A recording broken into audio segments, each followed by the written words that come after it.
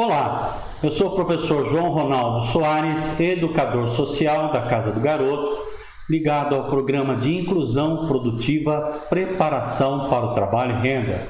Sejam todos muito bem-vindos à nossa 30ª aula de técnicas administrativas, vendas no varejo e atendimento ao cliente.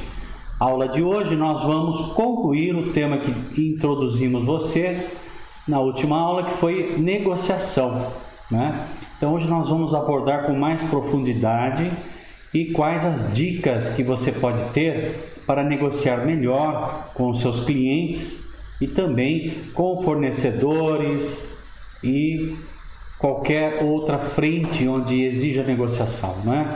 A negociação não é só para negócio, a negociação ela é utilizada também para conflitos, não é? E conflitos existe onde qualquer que esteja o ser humano, né?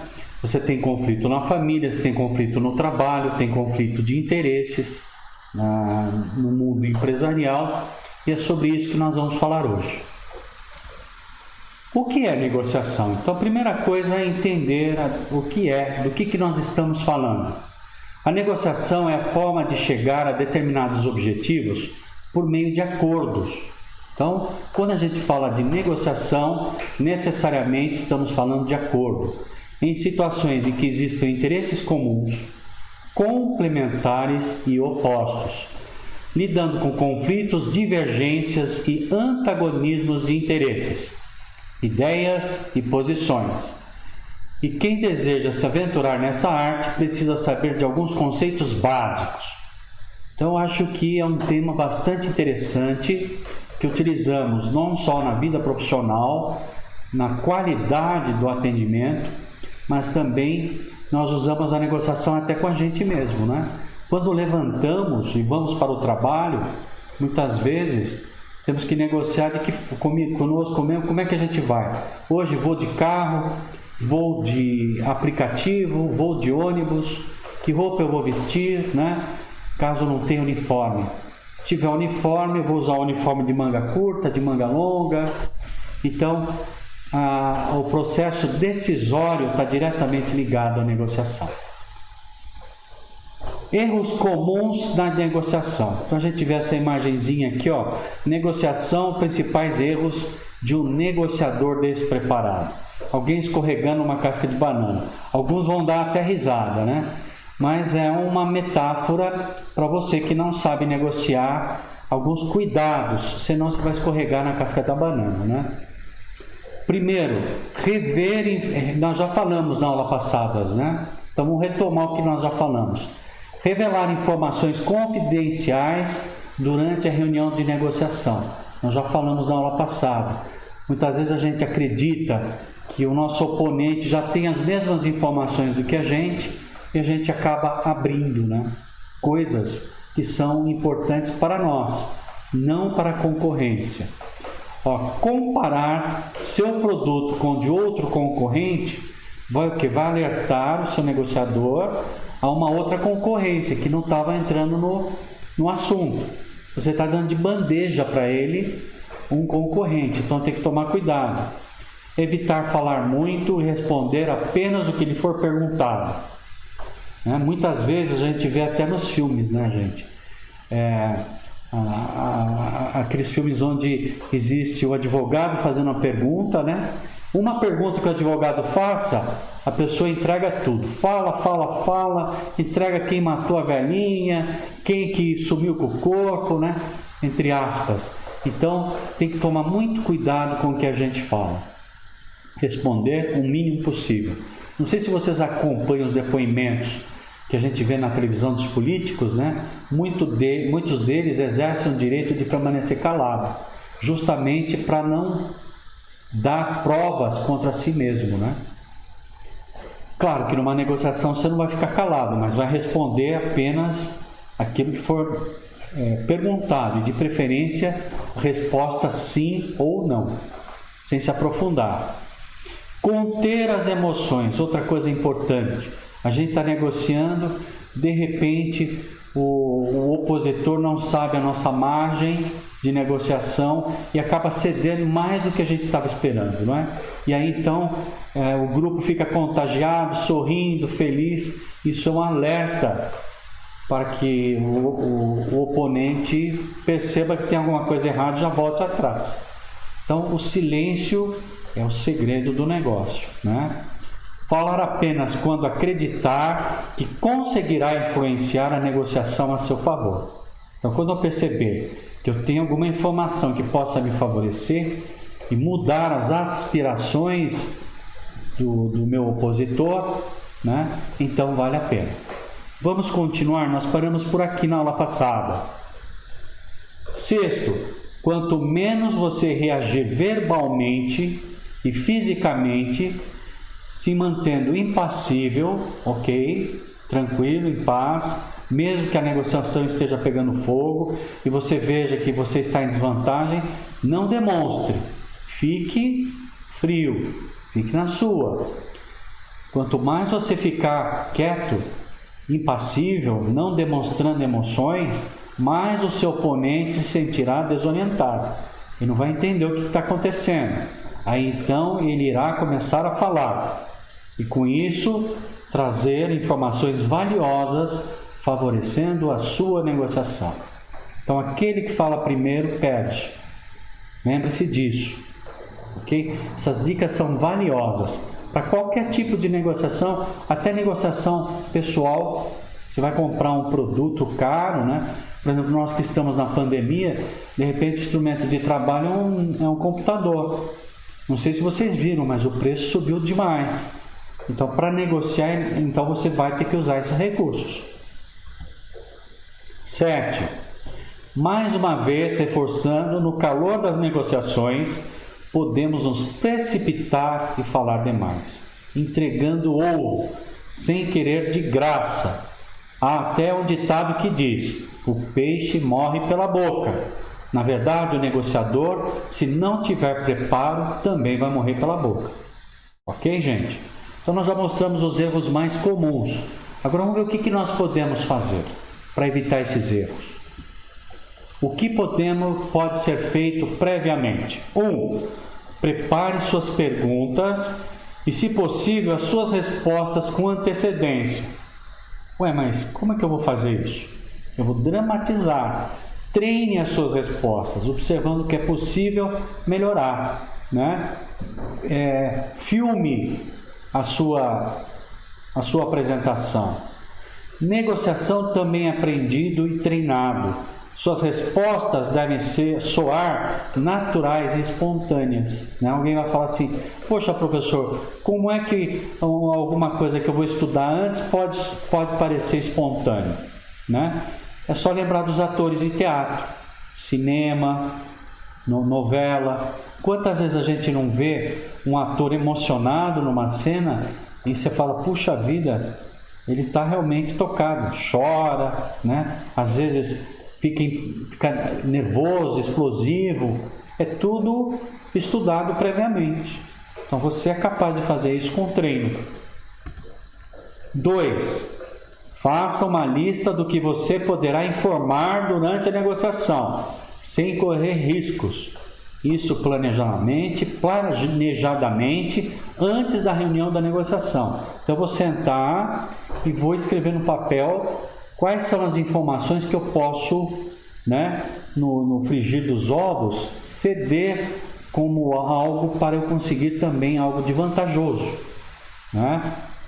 Isso é muito importante na negociação. Planejar antes, certo? Outra coisa importante planejar, quando eu estou negociando valores, né? Numa aquisição, um automóvel, um imóvel, ou algo de um valor mais vultuoso, qual que é a minha margem? O valor é X. Qual que é o meu objetivo? Tem que estabelecer qual o objetivo, né, que eu quero atingir, né? E qual o mínimo que eu posso, ou melhor, qual o máximo, né, que eu posso pagar. Então eu vou estudando tudo isso antes de entrar para a negociação. Tem que fazer a lição de casa. 3. Planeje cuidadosamente qual será o momento de partilhar suas informações, bem como o que precisa descobrir sobre o seu interlocutor na mesa de negociação. É como dar lances de um jogo de xadrez. Ok, gente? Então, a negociação é um jogo. E a negociação é uma troca de informações. Eu vou cedendo um pouco aqui, com o objetivo também de obter informações do lado de lá. O que será que ele tem? Qual é a margem que ele tem para negociar? Se é eu que estou vendendo um produto ou um serviço, qual é a margem que eu desejo obter dele? Então, tudo isso tem que ser planejado e treinado. 4. Lembre-se, negociar é conseguir o maior número de informações e falar sobre somente o mínimo necessário.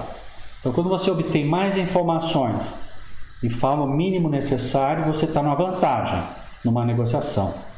É atingir metas sem ter de conceder coisas importantes ou de valor para a sua organização ou para você mesmo, né? Quais são as coisas que eu não vou ceder de jeito nenhum? Quais são as coisas que eu posso ceder sem me trazer prejuízo e que pode parecer vantajoso para quem está negociando comigo aí, está no lado como oponente, né? Então tudo isso tem que ser estudado, né? A gente vê negociadores em situações de crise, né? Situações de sequestro, situações de crime, né? Em situações de decisões fundamentais para que uma empresa saia de uma situação de falência. Então, esses negociadores, eles são pessoas tarimbadas, né?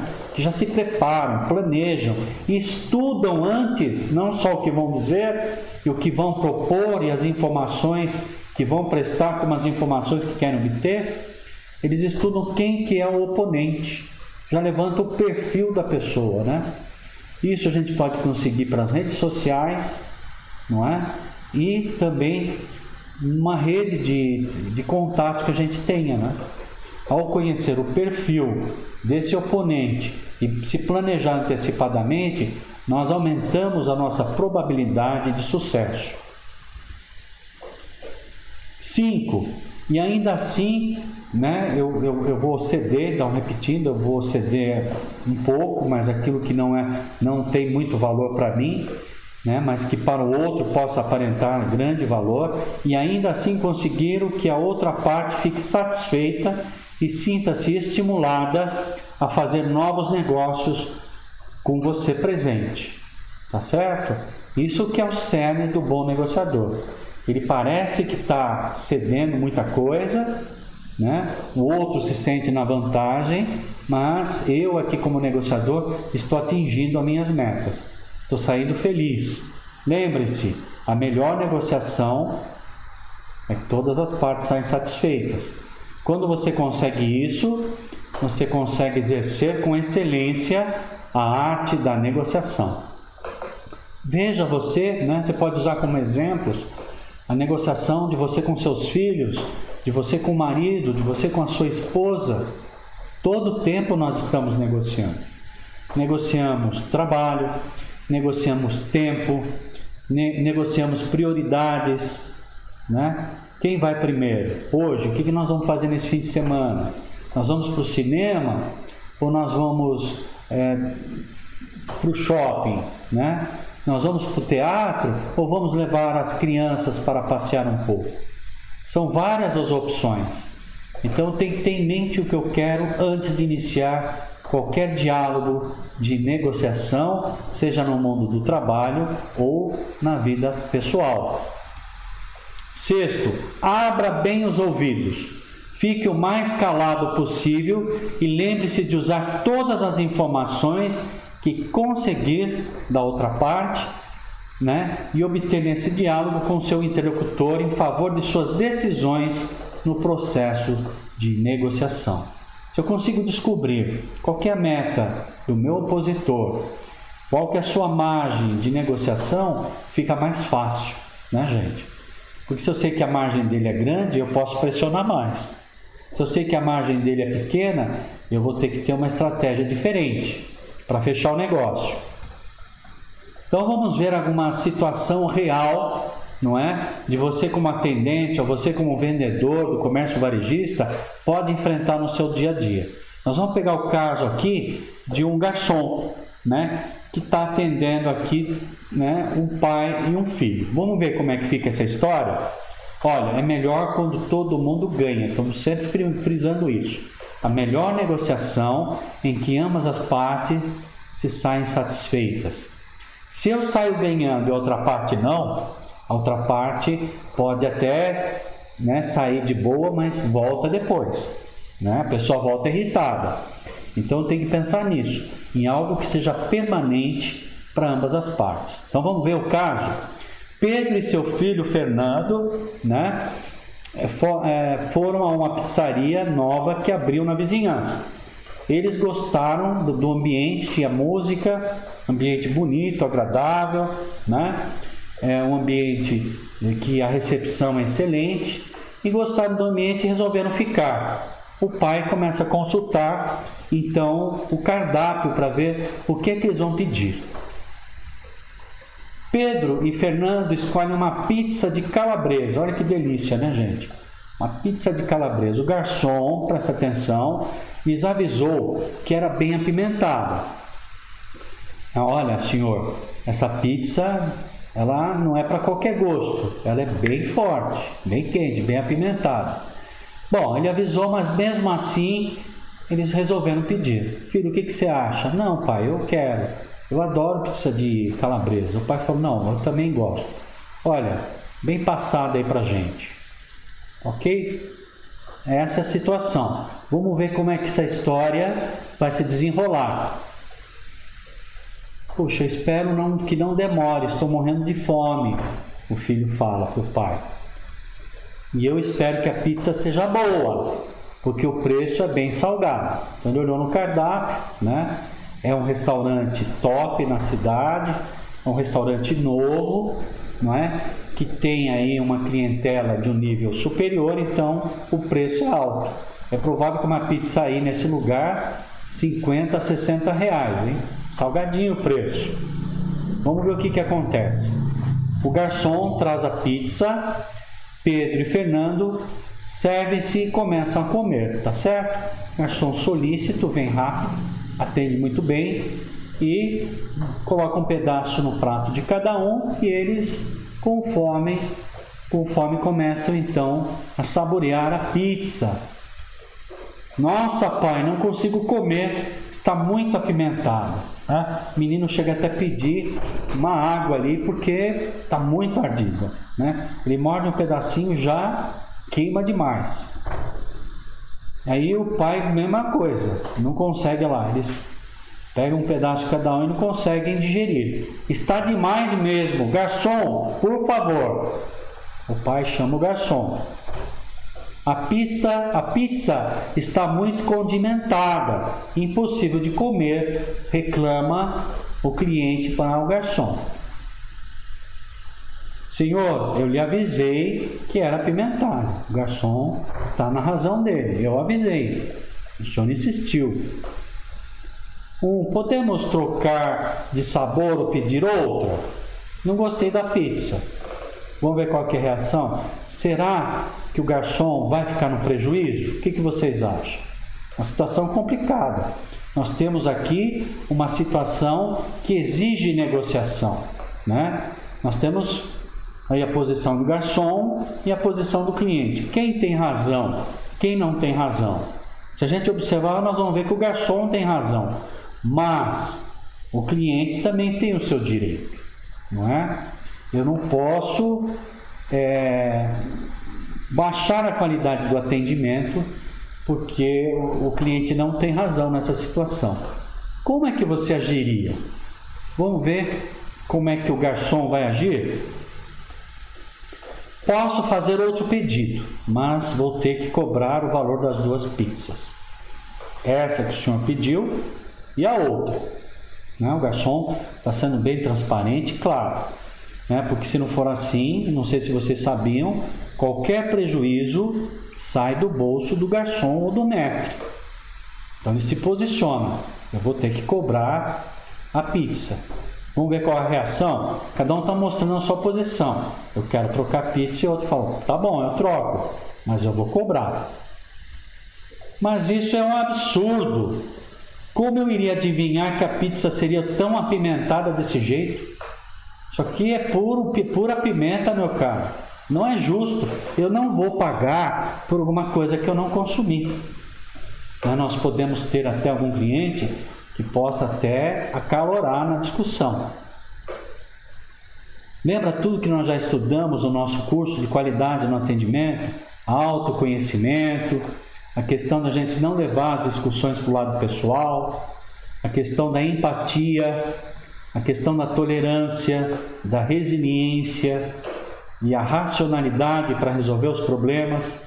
Vimos as dicas que nós tivemos na definição da negociação, como é que nós vamos agir frente a uma situação como essa. Isso é mais comum do que vocês possam imaginar. Isso pode acontecer não só no restaurante, pode acontecer, por exemplo, numa loja de departamento, pode acontecer numa loja de veículos, de venda de veículos, usados e novos, pode ser numa loja de imóveis. Então, em qualquer ramo do comércio varejista, essa é uma situação recorrente. Vamos ver como reage o garçom, vamos ver se ele está preparado, se ele acompanhou o nosso curso como vocês e está preparado para enfrentar essa situação. Senhor, podemos fazer assim: as bebidas ficam por conta da casa e oferecemos sobremesa de cortesia. O que o senhor acha? Mas ele vai vai cobrar as 2 pizzas. Então, tá vendo? Ele vai cobrar as pizzas, mas cedeu. Ele falou, tá bom. Né? Vamos entrar numa situação bem bolado, que seja tão bom para vocês, mas também bom para o restaurante. Provavelmente esse garçom já tenha, né, carta branca para esse tipo de negociação. Quando não se tem, normalmente o garçom consulta o seu chefe. O senhor pode esperar um momentinho? Vai até o maître, né, o gerente, ou dono do restaurante, dependendo do seu porte. Olha, está acontecendo tal situação, né? Como é que a gente pode agir aqui, né? Eu tenho uma sugestão. Como nós estamos abrindo, o restaurante é novo, vamos tentar agradar, porque esse cliente, se ele sair insatisfeito, ele pode dizer na vizinhança que o nosso atendimento é ruim. Que eu já ouvi ele conversando com o filho achando que o nosso preço é salgado. O que a gente pode fazer para amenizar a situação do cliente? Quando o garçom se coloca nessa posição, ele está se colocando no lugar do cliente, né? Para encontrar uma solução que seja boa para todos. Vamos ver a reação do cliente?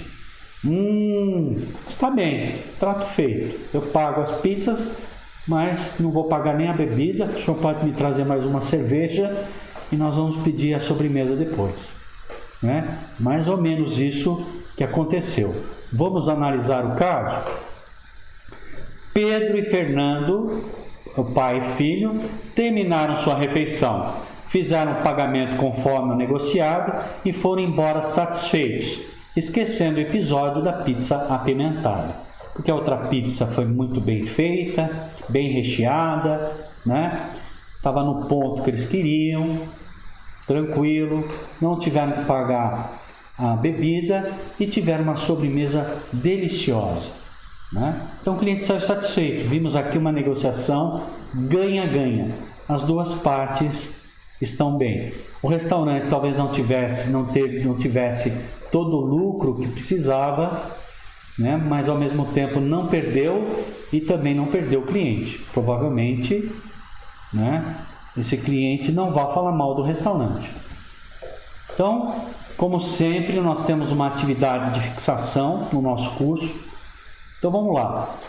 A negociação do garçom com o cliente, no caso do slide anterior, teve resultados positivos, pois além de contornar a objeção, a resistência, ele provavelmente fidelizou o cliente. A afirmação acima é verdadeira ou falsa? O que vocês acham? Vocês acham que a atitude do garçom foi adequada, foi precisa, foi ponderada, foi profissional? Defender o restaurante e também a posição do cliente? Vamos para a resposta comentada para checar se você escolheu a alternativa correta. A ou B? Verdadeira ou falsa? Vamos ver a resposta? A resposta é verdadeira. Tenho certeza que vocês acertaram. A negociação pode não ter resultado um lucro para o estabelecimento, mas serviu para contornar uma objeção do cliente e provavelmente ajudou a fidelizá-lo. O que a gente aprende com uma experiência como essa? Não dá para ser rígido na relação com o cliente. Em qualquer situação de trabalho profissional, nós temos uma relação de cliente-fornecedor. Quando o cliente não é um cliente externo, ele pode ser um cliente interno, que é um colega de trabalho, uma outra área que eu estou prestando um serviço. E muitas vezes pode acontecer de aparecer uma situação inusitada que nós não estávamos prevendo. Você propôs um trabalho, no meio do trabalho, o seu cliente exige algo mais que você não estava prevendo. Você vai ter que negociar. Não dá para virar as costas. Então, o melhor é sempre buscar uma situação que seja flexível e que seja bom para ambas as partes. Tá bom, você cede um pouco, mas a outra parte também, para nós entrarmos num acordo. E todos saem satisfeitos.